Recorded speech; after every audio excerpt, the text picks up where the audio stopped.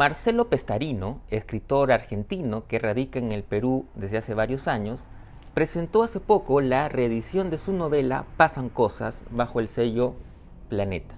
Se trata de una interesantísima novela que tiene un trasfondo filosófico y que se sostiene en la interrogante sobre la existencia del alma. Justamente sobre esta novela que yo recomiendo, conversé con Marcelo hace unos días y quiero compartir con ustedes dicha conversación.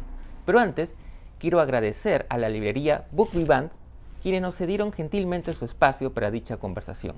La librería Book Vivant, como saben, la pueden encontrar en la calle Miguel Dazo, 111, San Isidro. Y también la pueden seguir, por supuesto, en sus redes sociales como Facebook e Instagram. Y ahí, además de la novela de Marcelo, pueden encontrar la más reciente novela del premio Nobel Coetzee, o Coetzee, como prefieran, que se llama El Polaco, publicado por El Hilo de Ariadna, la más reciente novela de Coetzee, y que la pueden encontrar justamente en Book Vivant. Ahora bien, sin más preámbulos, lo dejo con la entrevista a Marcelo Pestarino en Letra Capital.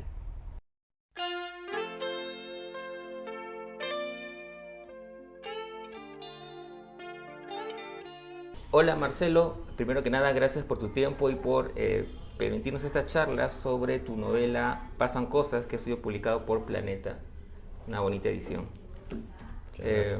Bueno, yo quisiera comenzar la conversación por algo que para mí es casi una obsesión, diría yo, que es el origen de las novelas, de los libros, ¿no? Es decir, rastrear esa primera imagen quizás, o esa idea que va germinando y que finalmente termina en una historia como esta de Antonio Ibrea, ¿no? ¿Cómo es que recuerdas, puedes rastrear más o menos ese origen? Más o menos. Primero te agradezco yo a vos la oportunidad de llegar a tu gente y a tu público. Mira, respecto al origen de esta novela, lo tengo un poco borroso, pero creo que debe de ser que yo estuve expuesto a la filosofía como un diletante durante muchísimos años. Estudié un año en Londres, después no completé la carrera allá en el Birkbeck College, pero después cuando volví a Buenos Aires estuve en un grupo de filosofía anglosajona que se llama SADAF, Sociedad de Análisis Filosófico, que es un grupo de gente muy seria que hace buena filosofía. Y me invitó Eduardo Rabosi, que era el presidente en ese momento de SADAF, y me acogió con muchísima generosidad a una persona que no era una especialista ni un profesional. Y en ese momento yo estuve expuesto, iba a las clases, iba incluso a la Facultad de Filosofía y Letras en Buenos Aires, y me llamaba la atención algo que me parecía raro en un ámbito que no fuera el de los negocios, digamos, ¿no? O sea, que existía una cierta competencia, que las armas con que competía la gente eran distintas de las económicas, sino que estaban más bien relacionadas con el prestigio, con la cantidad de citas que se le puede hacer a un autor de parte de otro, incluso con mezquindades que me parecían posibles en gente dedicada a la filosofía, ¿no? Pero ellos se reían de mi idealización del ámbito filosófico, del ámbito académico. Me decían que bueno, los seres humanos somos seres humanos en todas partes y cada uno usa sus herramientas para competir y tener éxito, lo que sea, ¿no? Pero bueno, en ese momento yo también leía muchísimo sobre filosofía de la mente, neurociencias, etcétera, y se me ocurrió la idea esta de inventar un personaje que estuviera analizando el origen del concepto del alma en la humanidad, que fuera hasta los más viejos rastros de mención bíblica de la Nefe, que era la forma en que se refiere la Biblia al alma, que en realidad era el último suspiro que daba el ser humano antes de morir. Y bueno, y de ahí entonces fui atando una idea con la otra, me inventé un patrocinio de la propaganda Fide del Vaticano para este filósofo que hacía esta investigación, y ahí fue, que también tiene una inspiración en la realidad eso, porque ocurre que el Vaticano llama a científicos, filósofos, etcétera, para hablar sobre el tema. Y después fui atando una cosa con la otra y se desarrolló la novela. Ahora, si bien digamos, claro, la novela, uno de los temas principales es justamente la reflexión, en torno al alma, ¿no? Y bueno, evidentemente la muerte, en fin. De hecho, la primera escena tiene que ver con la muerte, ¿no? Que me parece muy, muy sintomático empezar justamente para luego pasar a la reflexión sobre el alma. Pero más allá de eso, pensaba también que es una novela, pienso yo, desde mi lectura por lo menos, sobre el cuestionarse, ¿no? Constantemente, y cómo las personas podemos cambiar de posturas, evolucionar o impulsionar, dependiendo del caso, ¿no? Porque el personaje Antonio Ibrea, que es un filósofo, que tiene una teoría, una idea, que luego es aprovechada por un grupo, ¿no? Otros grupos, no quiero spoilear mucho la novela, pero luego él también nuevamente se confronta con esa idea.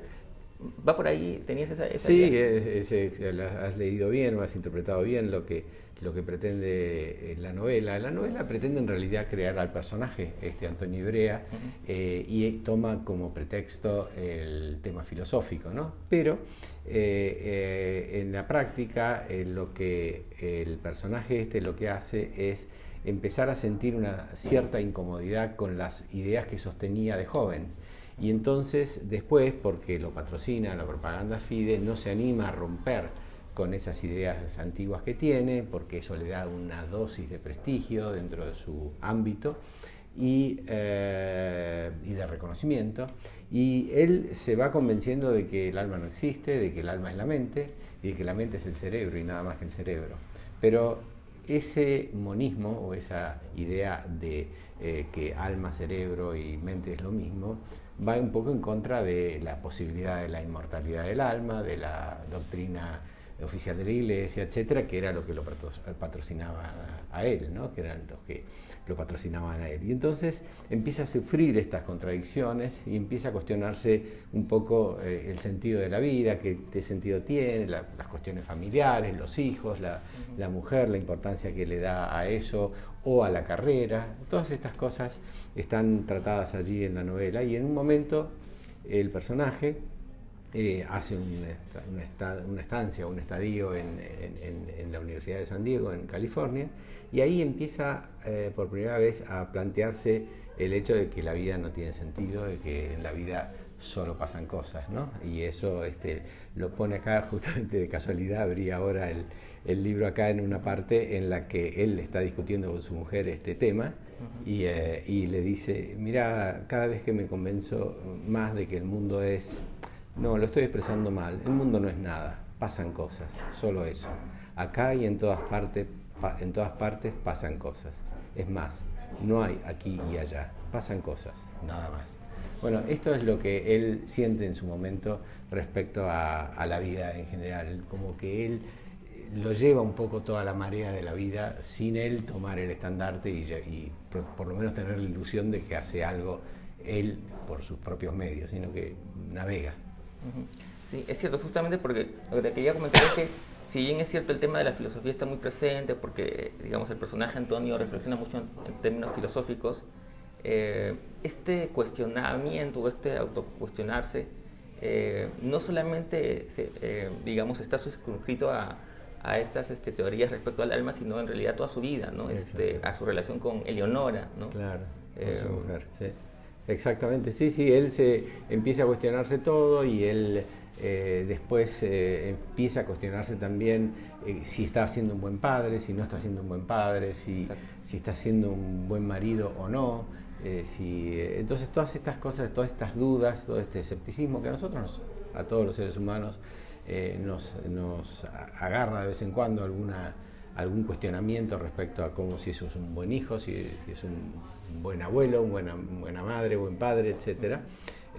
Pero él se lo plantea con una hondura filosófica, digamos así, porque tiene esa deformación profesional, digamos, de plantearse todo, ¿no? Uh-huh. Así que sí, con su mujer también tiene esto, y su mujer se va alejando un poco de él porque lo ve un poco pusilánime, ¿no? Y a él le causa cierto disgusto eso a ella. Uh-huh.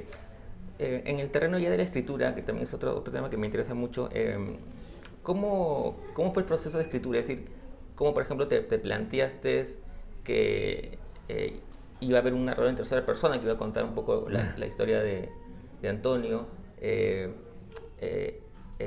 cómo te planteas la estructura en base a esos capítulos que van Claro. entrelazándose. Sí, sí. Bueno, a mí me van surgiendo las cosas a medida que las voy haciendo, ¿no? Pero, o sea, no es que tenga un plan integral de lo que es una novela o de qué tipo de novela voy a escribir. Más bien, digo, tengo una idea vaga y después la voy enriqueciendo, le voy, la voy dando, le voy dando forma, ¿no? Respecto a al lenguaje, al narrador, se me ocurrió mientras la escribía justamente esto de que siempre la narración es o en primera persona o en tercera persona, pero el narrador nunca aparece como un personaje. Y en cambio acá aparece como un personaje, aparece por allí como un testigo de lo que está ocurriendo, tiene características desagradables muchas veces, entonces, pero no es omnipresente, es cada tanto, cada capítulo aparece y dice, acá está el narrador que está escuchando esta conversación, y entonces esto nos hace testigos de lo que está pasando, etcétera, ¿no? No sé, se me ocurrió en ese momento, nunca lo había visto en la literatura yo, y me pareció original y la introduje allí. Pero como todas las cosas que me parecen originales, siempre las creó alguien 200 años antes que yo, es posible que exista en algún otra ejemplo literario. Sí, porque es verdad, hay menciones del narrador, ¿no? Sí. Entonces me decías que, porque claro, uno piensa que podías haber tenido una especie de mapa previo, ¿no? Pero en realidad tú lo vas haciendo en el camino, digamos. Sí, lo voy haciendo en el mapa. Tengo una idea completa de qué es lo que quiero de la novela. No conozco muy bien el final cuando lo encaro la escritura, pero sé para qué lado va a ir yendo, ¿no? Y después la voy recreando. Me pasa con las otras novelas que escribí también, y con los cuentos no, los cuentos tengo más preciso el desarrollo, ¿no? Sé bien para qué lado estoy yendo y con más precisión porque son más cortos. En cambio la novela apunto a que el personaje sea interesante, no querible, porque en este caso me parece que Antonio Ibrea no es una de esas personas entrañablemente lindas, porque no es optimista, más bien el personaje divertido es el amigo de él, que se llama Javier Villafañe, que se lleva el mundo por delante, ¿no? En cambio él es siempre observando cómo ocurre y cómo los demás hacen las cosas, ¿no? Pero es más el personaje a lo que yo me quiero dedicar con la novela en general. Entiendo que es una novela que se ha reeditado, ¿no es cierto? ¿Qué significa para ti como autor, digamos, enfrentarte a una reedición? Es decir, digamos, cedes a la tentación de revisarla antes de volver a reeditarla y cambiar cosas, o prefieres no mirar? Sí, la miro y la reviso. Lamentablemente a uno no le gusta leerse tanto a sí mismo, ¿no es cierto? Pero es necesario hacer correcciones, frases que quedan mal, repeticiones, qué sé yo, cosas que uno, o cantitos, muchas veces le sale a uno una frase que es un cantito, y ¿por qué estoy haciendo este tipo de cosas, escribiendo así? Entonces la trato de moderar un poco. Ahora, cuando la encaré con el propósito de llegar al público peruano. Yo hace 6 años que estoy viviendo acá en el Perú, donde estoy muy cómodo y muy alegre de estar viviendo acá, muy contento, lleno de amigos que son muy acogedores. Y dije, bueno, está lindo volver a editar esta novela acá en el Perú. Y bueno, el título, por ejemplo, es el título original de la novela, que en la Argentina no me dejó la editorial ponerlo, y yo cedí en ese momento como escritor novato, que se llamaba La sombra del Vaticano. Ellos me sugirieron ese título porque era más atractivo. En cambio pasan cosas, alude a esto que yo acabo de leer hace un ratito, y a ese sentimiento de vacío que muchas veces uno tiene ante la trascendencia o intrascendencia de la vida. Claro, va más hasta acorde, creo yo, con la novela, ¿no? Sí. Y con el trasfondo filosófico. Claro, sí, yo creo que sí. Bueno, para ir terminando, Marcelo, y ya tienes en proyecto una nueva novela? Sí, hace 3 o 4 años empecé una novela que se llama, creo que se va a llamar, De amores y banqueros florentinos, que trata sobre una quiebra de bancos que hubo muy, muy importante, muy grande en el siglo XIV en Florencia. Florencia era en ese momento la New York del mundo en términos financieros, ¿no? Era un lugar con 100.000 habitantes, pero con la riqueza de esos 100.000 habitantes era mucho mayor que toda Inglaterra, casi como la de Francia. Y bueno, allí quebraron 2 bancos, entonces yo ahora se me ocurrió, yo viví en Florencia, así que me gustó muchísimo, ¿no? Obviamente, y se me ocurrió esta novela de un personaje que cuenta su carrera dentro de la banca familiar, cuenta sus amores, la evolución de su vida matrimonial o hasta erótica, si se quiere, en algunos casos, tanto en Londres como en Florencia, que era donde él vivió en ese momento. Y entonces empecé a escribirla y, no sé, como siempre me parece que la última novela es la más linda para mí, ¿no? Pero no sé, eso lo dirá alguna vez alguien que las lea todas. Claro, una más. Contabas un poco la trama, grandes rasgos de tu próxima novela y recordaba que el género histórico es un género que tú tienes predilección por él, ¿no? Tienes otros libros ya. Sí, tengo un libro que se llama Manumisiones, que quiere decir la liberación de los esclavos y que habla sobre la esclavitud en Roma en el siglo II después de Cristo. Sí, me gusta mucho la historia. Digamos, me gusta más que la noble dama filosófica ahora, porque ya la filosofía, digamos, a mí la he dejado un poco, digamos, ¿no? Pero la historia siempre me entretiene, me gusta y me inspira. Entonces, sí, escribí esa novela que se llama Manumisiones, que es la historia de un esclavo que se manumite gracias a la cultura, o sea, que obtiene la manumisión de parte de su patrón o patrona, en este caso matrona romana, porque era esclavo lector de ella. Y como esclavo lector que era de ella en un momento medio que como que se enamora de él y entonces lo logra manumitir. Ah, genial. Muy bien. Bueno, estaremos atentos a tu próxima novela y ha sido un placer conversar contigo, Marcelo. No, el placer ha sido mío, Carlos. Muchísimas gracias por darme la oportunidad de difundir la novela y de llegar al público peruano. Gracias.